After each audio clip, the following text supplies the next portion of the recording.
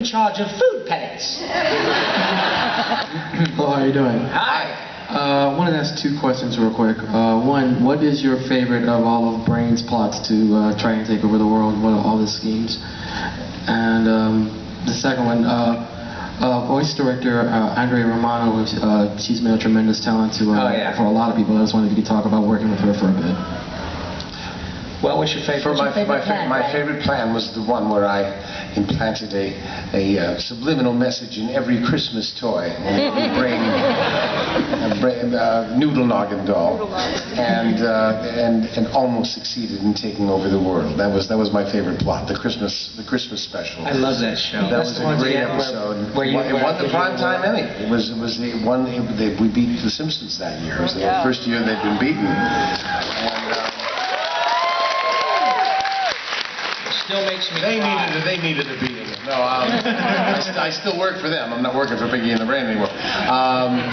But I love them. I'm a Simpsons fan, and of course a Matt Groening fan in general, thanks to Futurama. And but you know, that particular episode is my personal favorite, and it was my favorite plot. I guess I like the mind control plots. I also like Bubba Bo Bob Brain. I like anything where we're hypnotizing people. Do you know the Bubba Bo Bob Brain song? Oh. I am a lab mouse, I escaped from my cage. Never had a job, never earned minimum wage. But you will respect me, yes. Once my plan is unfurled, you will call me your leader. I'll be king of the world. Now, Pinky, now.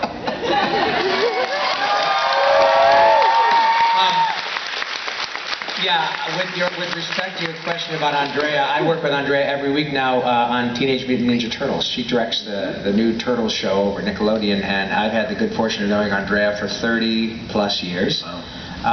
I've worked with Andrea on, Pinky and the Brain, Animaniacs, Hysteria, Tiny Toons, it just goes on and on and on.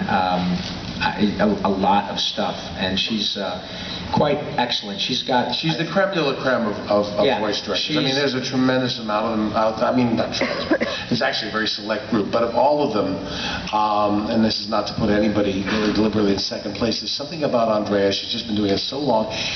The thing that I love about Andrea is that she trusts actors, but she also understands funny as well as any comedian I know, and she really knows how to put you in the direction of the funny. So she has fun when it's time to have fun, and yet she brooks no BS. Right. You know?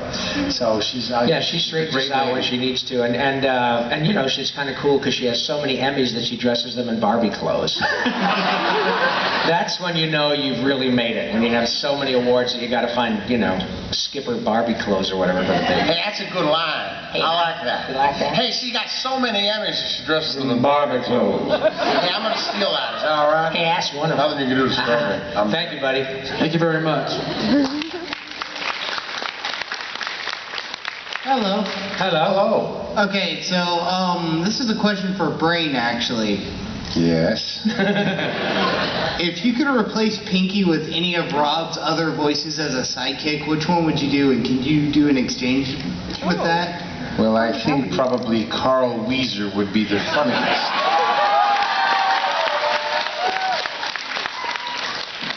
Carl, are you pondering what I'm pondering? Well, I think it's a lot of pressure here. I think so, Brain, but if Susan be Anthony and Ann be Davis, then who be Arthur?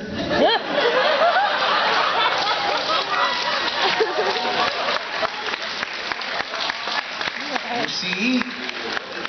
Just as stupid, but twice as annoying. Yes! And it takes longer to get there. Which makes it funnier. That's a great question, man. Yeah. Thank you. Excellent. Okay, I have a question and a request for Rob. So the question is, in regards to Pinky and the Brain, what was your favorite aspect of voice acting for the show and seeing it get done? What did you enjoy seeing the most out of it?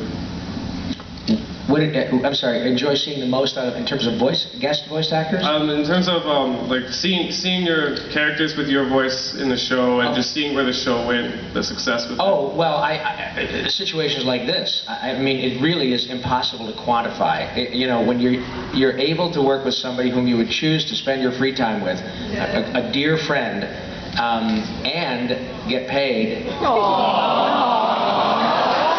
Gee, your house smells terrific, Brian.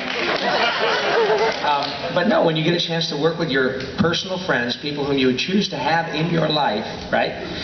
And you get paid pretty well. And then we often get a chance to go around North America and often the world, and this is not unusual. And it's fantastic. I mean, the only downside is that we're not doing any more of them. But thanks to you, and the fact that you haven't forgotten about us, and frankly, thanks to Mr. Ruger and Mr. Spielberg and people who knew what the hell they were doing, we have a show that I believe is fairly timeless. And if I'm still around in 20 years, I think people will still like it. It's like Rocky and Bullwinkle and Looney Tunes, and smart, does not condescend to the audience, written on a couple different levels.